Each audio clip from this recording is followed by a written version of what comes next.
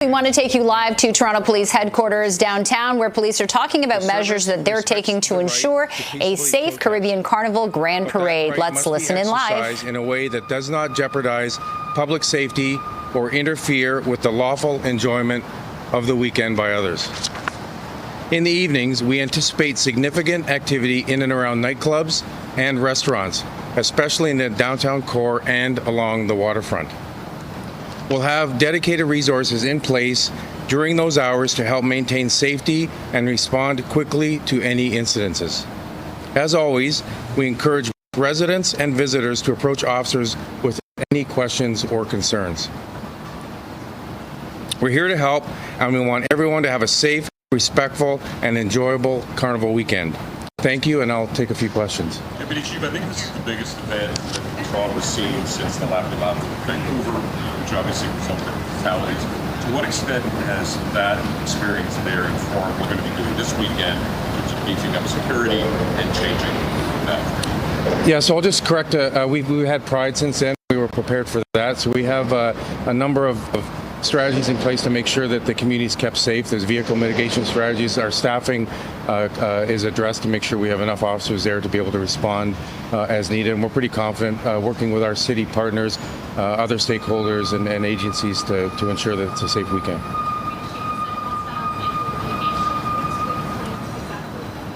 Yeah, so we'll have strategies in place. There's different type of vehicles and specific equipment that will help us block off routes that vehicles can take to to harm pedestrians or people using the streets.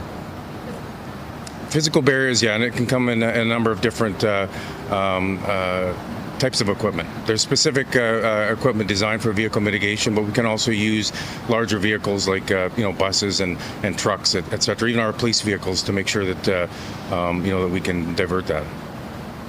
Is there anything unique to Carnival and the people who come from the United States, for example, from different places? Is there anything unique about this festival, these festivals compared to others? Well, it's a large event. I think it's the largest in North America, and it's one that we've celebrated for decades in the city. And what's unique about it is everybody has a good time, and we have people from all over, all over the country and frankly the world that come here to celebrate it. So it's unique because it draws so many people.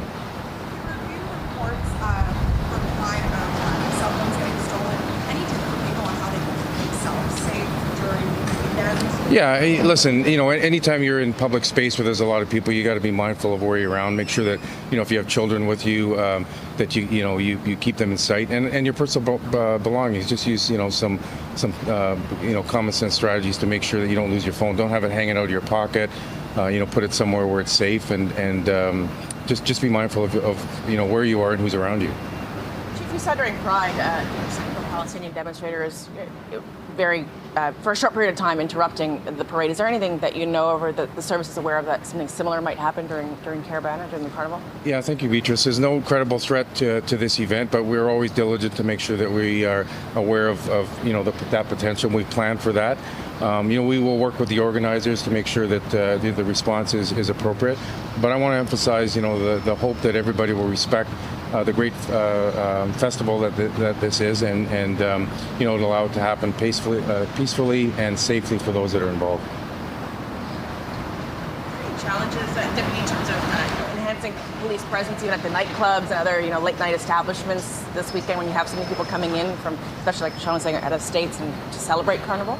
Yeah, we run a deployment in the downtown core Thursday, Friday, Saturday, Sunday, all year round, and so our officers, are well prepared to deal with that. But there is an increased number of people that are going to use these facilities, so we've staffed up accordingly to make sure that we're able to respond as quick as possible should something occur.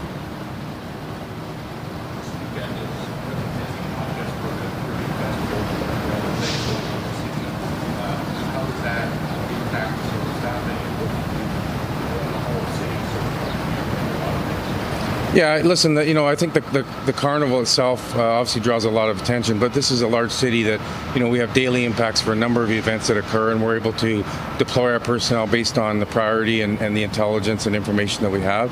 But we're nimble enough to make sure that if something does pop up, we can send officers to respond and provide, make sure that, safety is the primary concern and dealt with. 911 call times or delayed responses can occur. Is there any changes happening to maybe 911?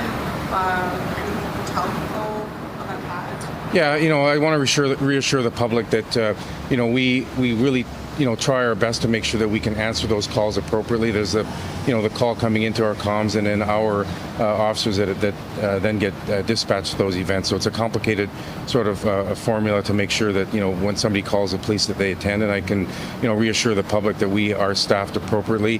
What happens sometimes at some of these events is you get multiple callers calling in for one incident, and each one of those things have to be answered, and that causes a challenge. So we're looking at strategies, not only staffing, but technology that will hopefully help with that in the future. As always, we hope that, we don't have delays, and we are working actively to try to reduce that. One more question? Thank you very much. Have a great weekend, everyone. Okay, we've been listening in to Toronto Police delivering their update on safety for Toronto's big Caribbean Carnival Grand Parade, saying that safety is their utmost importance. They will have some physical barriers set up, whether that be the form of police vehicles or other types of physical barriers, and they do not expect any type of protest. If there are, they say they are quick to respond to that.